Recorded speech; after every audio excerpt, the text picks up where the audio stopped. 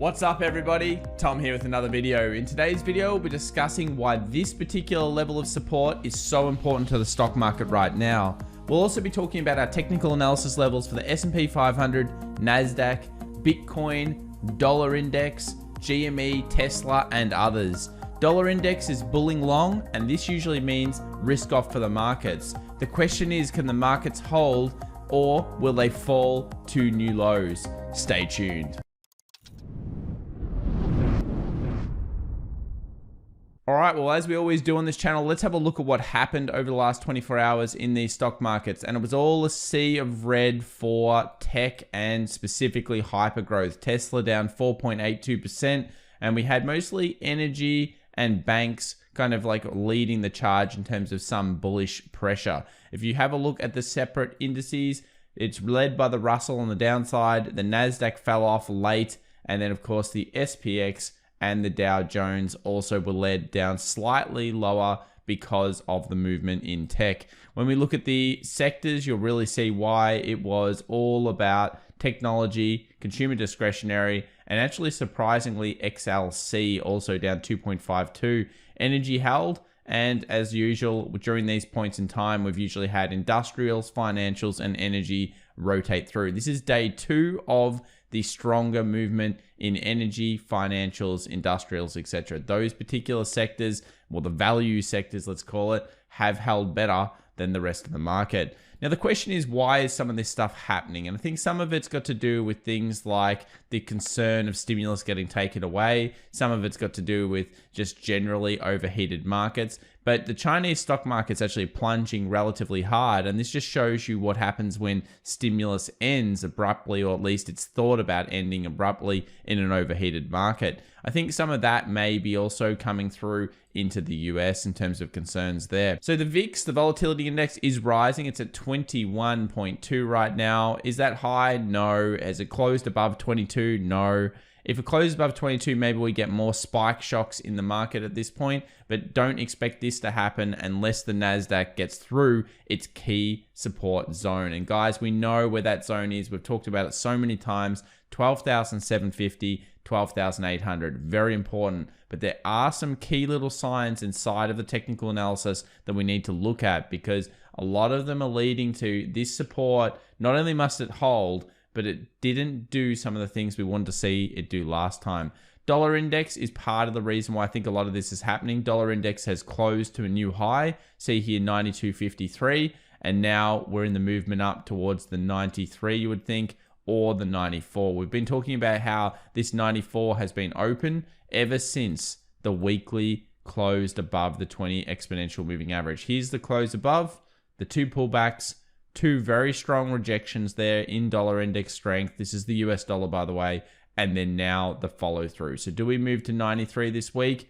It seems like it's trying to do that and trying to move towards there. Remember, next week is non-farm payrolls. So as we see these little bits of news or little bits of information come out about the US economy and it leads into the non-farms, it's starting to look a little bit worse than people expected. Remember, we've now got about 4 or 5 bad type of results. They're not super bad, they're just like worse than expectation. So non-farm payrolls will play a critical role next week in really deciding April's direction for the stock market. It's going to be a very important zone. 93 resistance and 94 resistance are expected on the dollar index. Now, yesterday was all about Bitcoin during the start of the session, but I've left the charts up that we did the analysis on last night, and we talked about 57,000 being the strongest resistance area. These were our lines. This is how we drew it up, and this was the zone we were looking at. So Elon Musk, of course, announced that Bitcoin is going to be accepted by Tesla. And that's really, really cool news. And I think also the fact that he said that Bitcoin will not be redeemed into something like actual fiat, it's going to be held within Tesla, is another form of scarcity. So over the longer term, this type of action is actually an incredibly bullish concept. Now, the reason why 57,000 was so important is the 2 resistances here, the support again. And then while there was a lot of noise around here, I put it through a line chart on the stream last night, and you'll notice that we came to the conclusion that 57,000 was just the key area that we had to be watching. Now what's happened? Well, our eventual 52,000 has been reached. This was the previous resistances all the way from over here. It's been reached, and it is the last point for Bitcoin before things get really, really bad. Now, if Bitcoin gets underneath this zone, unfortunately, I could see it going back into the 46s and 45,000s. The reason why, there's very little high quality structure over here on the left-hand side, and this is really signaling quite a lot more weakness. So now have this trend line on your charts. Notice how the 4-hour closed below it. And then if it does pull up and it moves down, or it even moves through 53,000, or it even moves through 52,200-ish zone with a closure, I expect it to actually be a fairly fast drop. And this will take our top to bottom, if this did occur, down to around 24%. So not unlike or not unheard of in Bitcoin. It must hold here, a very important support resistance area. Gold, I'll bring it up on the charts just so you can see it. Chop City for gold, holding okay considering the dollar index is strengthening, but it is Chop City. Our trend line got broken. You can see this price action sucks. I mean, look at it, it's all over the place. And if you're scalping and day trading inside ranges with Bollinger Bands, it's probably not a bad time to be in there with a Bollinger, but it is not a great time for a swing-based trader. That is not swingy. That is actually terrifying to say the least in terms of movements. Silver's similar, except silver's finding support on that $25.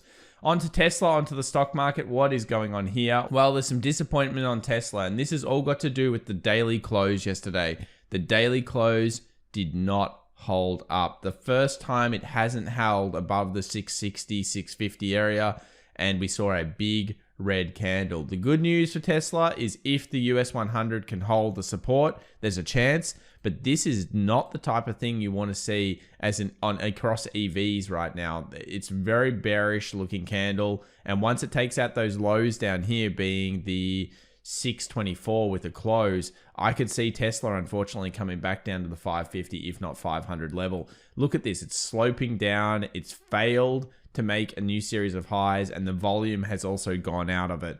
It's not looking too good, and it really comes down to the NASDAQ, which we'll be covering very, very soon.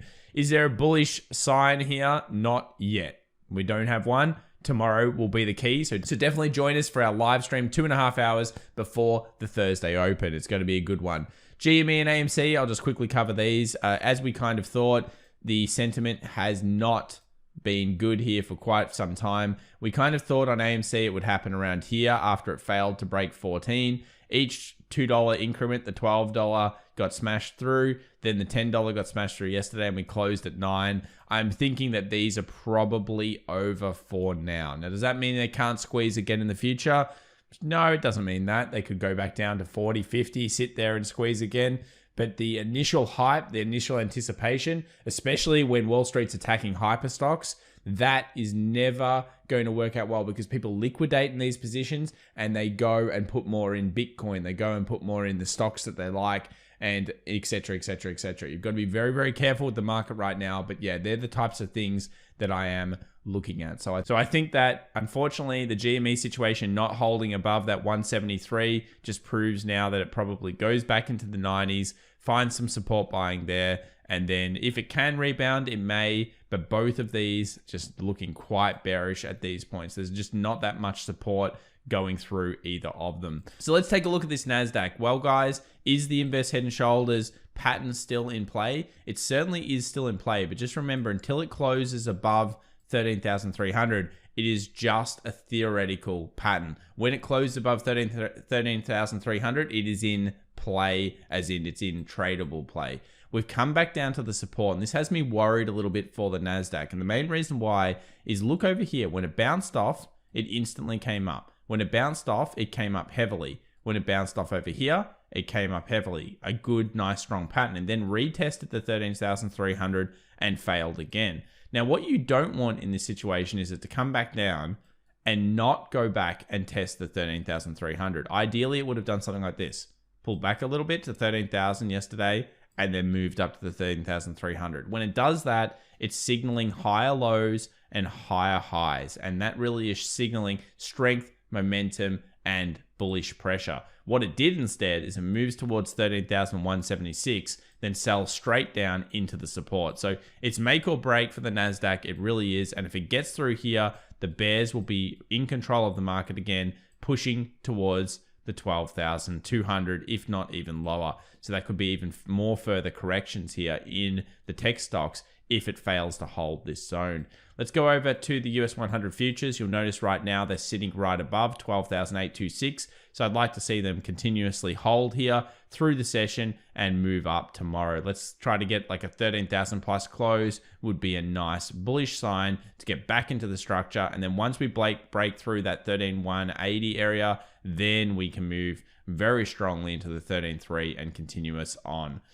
S&P 500, similar kind of story, back onto support. 38.89 was where the close happened, the last low that was then long leg dojied. So let's take a look at these futures. 3,899, basically the 3,900 support zone. It's very important that the S&P 500 continues to hold here throughout the sessions. And realistically, if it cannot do so, then we are going to move down further, and at the same time you'll be seeing the NASDAQ leading that charge because it'll be getting through that 12,750, 12,800 level. If you've enjoyed today's video, guys, please remember to subscribe and of course hit that like button. Unfortunately, this is what's happening in the markets, but for the bears, they'll be happy if they can get through that zone because that will push to a much, much lower level. All right, we'll see you in the live streams and make sure to get there 2.5 hours before the stock market open. Bye for now.